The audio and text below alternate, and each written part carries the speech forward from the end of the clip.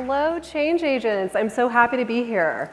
Today, I'm going to be talking and helping you think about the invisible forces that exist in advertising and how they influence our ability to achieve health equity in public health campaigns. So I wanted to start with a few questions so we can get to know each other a little bit. By raise of hands, I'm going to do my best to see you all. How many of you have bought paid media for a public health initiative in some way, shape, or form? Boosted social post counts, multi-million-dollar campaigns count. Many of you. Awesome. Now wait, I want you to keep your hand raised. If you're feeling 100% confident that your media buy is reaching the hard-to-reach or hardly reached populations in your community. Oh, ouch, ouch. Oh, okay, some of you, good. Okay, great. Well, those of you, the majority of you, who put your hands down, you are not alone. It is incredibly difficult and tricky to apply health equity principles in an increasingly complicated advertising environment. And so I want to talk a little bit about that today, equity through a media perspective. So Jeff talked a little bit on yesterday, goodness, about the intentional equity framework, and he outlined 3 pillars. The third pillar was called needs-based implementation, and that's the one that I'm going to dive in deeper today. This was the graphic that he showed that represents the difference between equality and equity. I think we've seen many similar ones before. And the problem with this graphic is that there are enough resources to help everyone see over the fence, but they're not equitably distributed, and that's an issue. Not only is it an issue because the shortest people in our communities can't see over the fence and achieve their full health potential, but it's also an issue because when we give resources to those who don't need support, we're increasing disparities between the communities that we serve. And so today I'm going to talk about 2 biases that exist in the advertising space, but I'm also going to talk about 3 solutions to problems to help us navigate those biases, because ultimately we still have to navigate this system together. The first bias is prioritizing efficiency in pursuit of effectiveness. And I see this all of the time. In commercial marketing, this makes sense because every single dollar that's going out the door to advertising needs to result in more dollars coming in. A commercial marketer would get fired if they weren't focused on efficiency because the bottom line is what matters the most. But what matters the most to us in public health is different.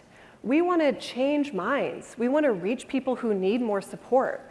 We want to reach people who need more support because they've been historically excluded, and there are systemic obstacles standing in their way.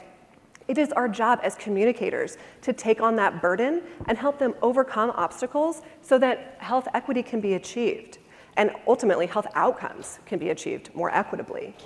So even though our goals are different between the public health world and the commercial marketing world, we see some of the language from commercial marketing seep into government spaces.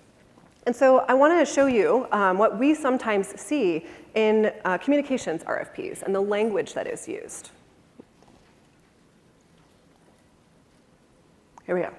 We tend to see things like explain your approach to an efficient media buy, or develop a statewide media campaign that is cost efficient and maximizes reach.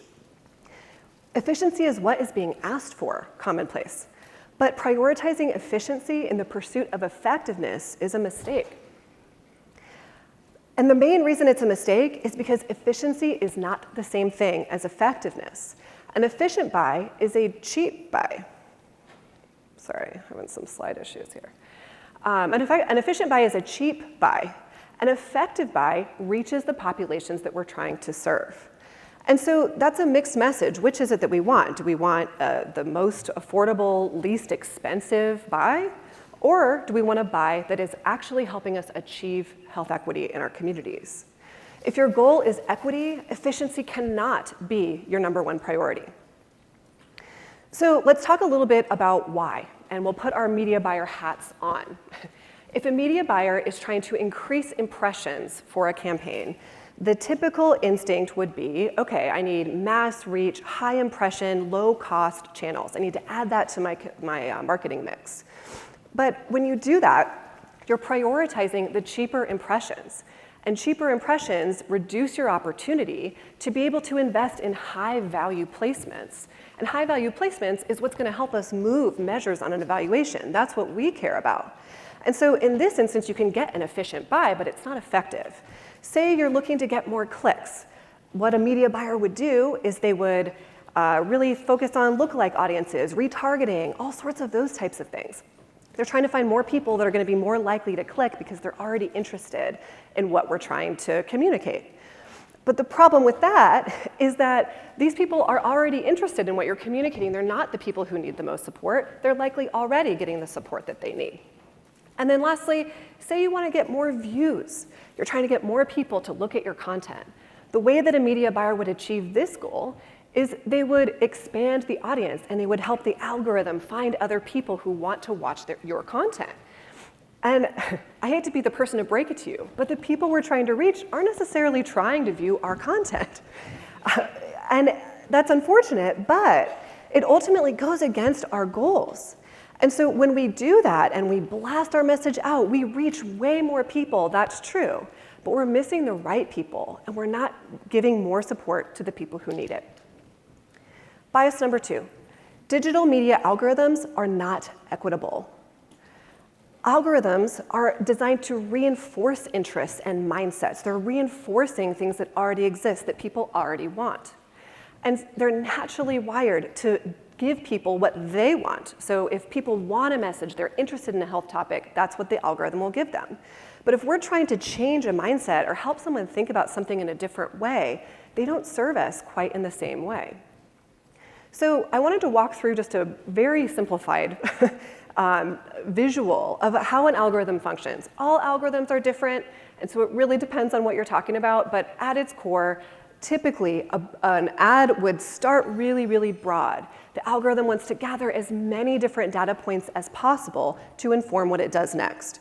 From there, an algorithm starts looking for engagement. Are you liking or clicking or watching? Are you engaging with this ad in some way? And if you are, you want to find more people like that.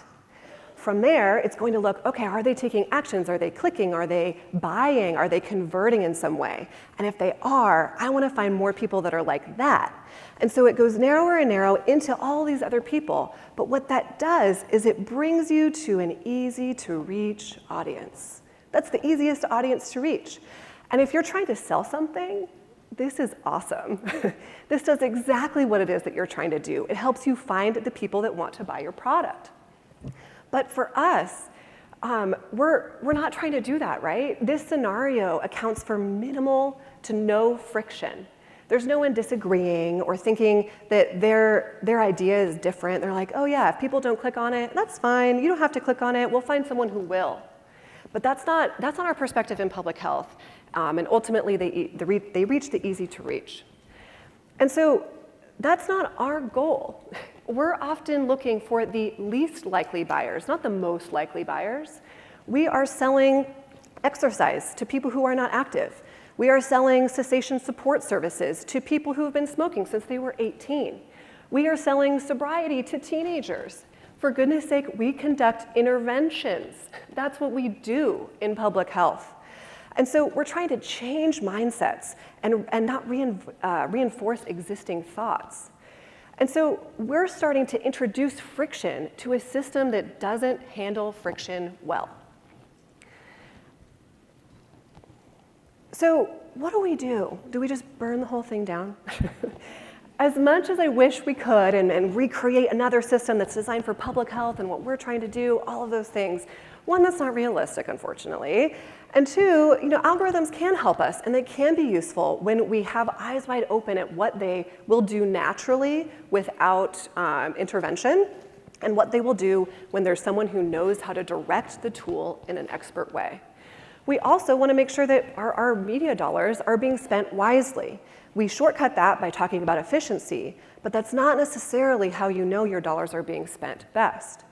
And so the takeaway I want you to hear here is that the advertising system was not built for our goals. And if we can acknowledge that and make sure that we have experts behind the scenes that are managing those invisible biases actively and navigating through that system with our eyes wide open, we've got a much better chance at making sure we're reaching the right populations.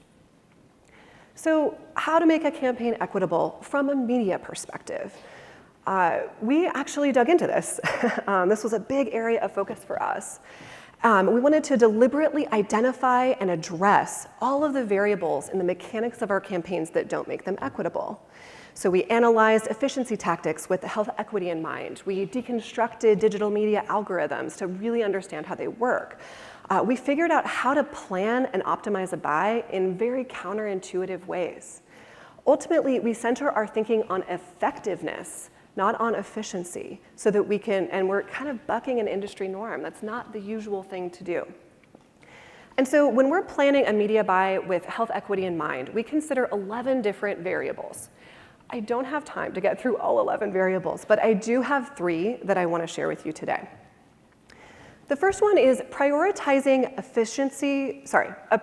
high quality placements over efficiency boosters. We build media schedules that certainly consider efficiency as a variable, but not the #1 goal, not the #1 factor. And so I want to give you an example of how that plays out. So here we have an efficient buy versus an equitable buy.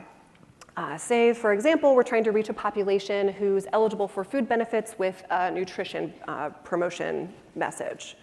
An efficient buy would emphasize those mass reach channels, right? There would be billboards along the highway, all over town, massive out-of-home buy. It would rack up those impressions, and you would get a really, really efficient buy. I promise it would be the flashiest post-buy report you've ever seen. But conversely, all of those impressions didn't go to the right people. They reached the entire community, and all of those extra dollars that it took to reach the whole community didn't reach the right people. And so conversely, what we could do is what you see on the equitable buy. We could buy targeted bus shelters that are next to discount grocery stores. That's good for a variety of reasons. It's closer to the specific population we're trying to reach. They're more likely to shop at a discount grocery store. It's closer to the behavior where someone's actually making nutritional decisions at the store. And at a bus stop, if someone's waiting there, or even if they're walking by, they might spend a little bit more time with that piece of content than they would if they're blazing by it on the highway. And so this is still out of home, but it's more valuable and it's more equitable. There is a significant difference in approach here. The last thing I wanted to say is that this is not efficient. I could not give you a flashy post-buy media report for a targeted bus shelter out-of-home buy. I couldn't. I could give you a map of all the places that they were and why it's better and why it's more effective, but it would not be efficient, and I wouldn't have multi-millions of impressions to share. Solution number 2, fully utilize the data that you have. Public health departments and public health organizations in general are sitting on a treasure trove of data.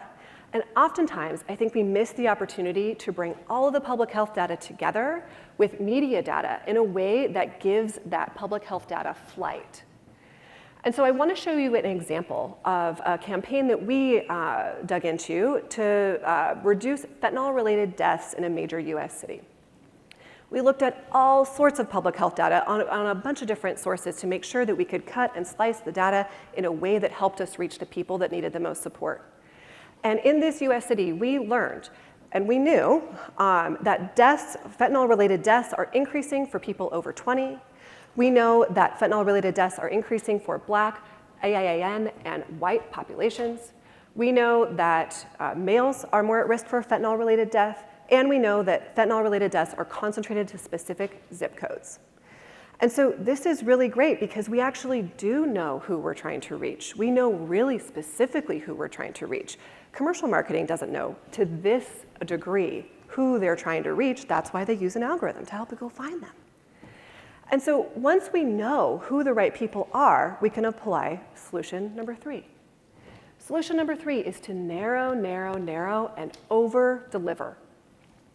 We already know who we're trying to reach, so instead of using the algorithm to find our audience, we can actually force the algorithm to serve to the exact right population because we're narrowing our audience and we're giving it no other choice. And so by starting really narrow, we can get closer to the people who need more support and ultimately resist the urge to reach everyone. Because we know if we're trying to reach everyone, that is the antithesis of equity. I'm going to say that again. If we're trying to reach everyone, that's the antithesis of equity. And so I want to walk you through a little math exercise. So if we have an efficient buy and an equitable buy, and we're comparing the two, we've got our audience, the description, the audience size, and the core audience size. For an efficient buy, typically we would start with a really big audience, right? We've got all young adults. There are 1 million young adults in this US city, so I'm taking the same data from the previous solution. And within that 1 million people, there's 100,000 people that really need the support. With an efficient buy, you're reaching all of those people. And so with $500,000, you could reach 46% of them 3 times. 46, 3, not super great. Based on Nielsen's 2017 report on digital media, you should probably be aiming to hit 70%, 5 to 9 is their recommendation. In public health, we typically recommend 90%. We want to reach more of that group, and we want to reach them more with a higher dose. We want a higher dose of messages for people who need more support. So this doesn't quite cut it with the $500,000 that we have available. So if we take that same $500,000, the same exact budget, and we narrow our audience, now we're only looking at some young adults. Now we're only looking at the top prevalent zip codes. We're reaching males with our advertising buy, and we are reaching Black, AIAN, white populations independently, so we know we're giving the right people the right support. This group is way smaller. It's 150,000 people, way, way smaller. But the proportion of that 100,000 people is much greater, right? We're getting really close to the people that we're trying to reach. And so then as a result, with that same $500,000, we're able to reach 96% of our audience, and we can reach them 16 times, way, way more. And so this is really what it looks like to get narrow and actually give support to the people who need the most support. It is less efficient, but it's more effective because you didn't waste your money reaching a general audience. Speaking of money, I want to talk about that too. So when you calculate the ad spend per person in each of these scenarios, it's vastly different. So for an efficient buy, it's going to cost you 50 cents per person to reach everyone that you're trying to reach in your buy, right? For an equitable buy, it's going to cost you $3+ to reach those people. It is more expensive, but this is what equity looks like. We're putting our resources in the right spot with the people that need the most support. We've got to start putting our money where our mouth is. In summary, we're setting up a media strategy with health equity thinking from the start. You increase your chance of reaching those who need the most support and populations that are hardly reached. We constantly challenge the applicability of industry norms, we challenge current common optimization methods, and we retrain our teams to challenge their instincts from commercial marketing. And together, this thinking helps us manage the invisible biases in advertising so that we can achieve more equitable outcomes. I challenge you to join this effort. I challenge you to apply critical thinking to a system that wasn't designed for us.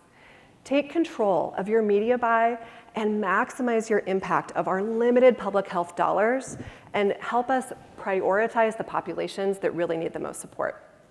Thank you so much.